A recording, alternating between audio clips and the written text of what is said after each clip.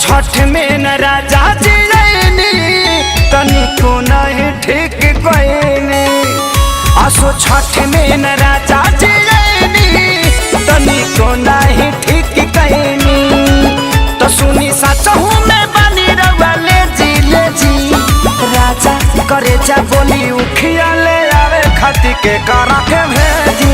राजा करे जा बोली उखिया ले आवे खाती के करा के भेजी।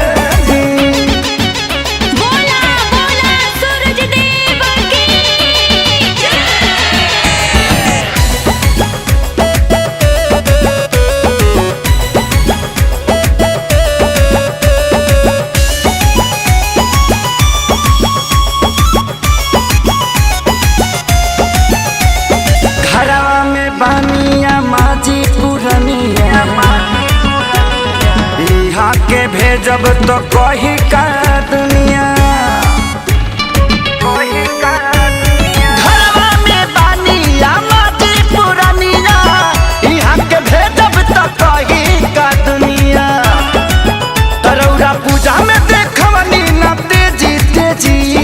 राजा करे जा बोली उखिया लियावे खाती के कर के भेजी। राजा करे जा बोली उखिया ले आवे खाती के कर के भेजी। के कर के भेजी उखिया ले आवे खाती के कर के भेजी।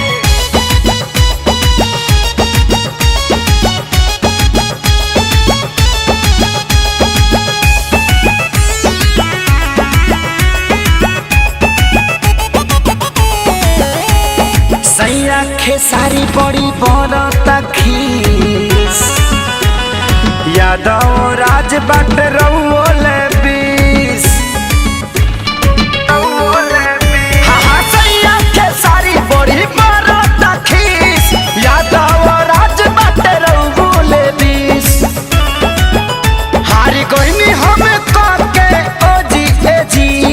राजा करे जा बोली उखिया ले आवे खाती के करा के भेजे। राजा करे जा बोली उखिया ले आवे खाती के करा के भेजे।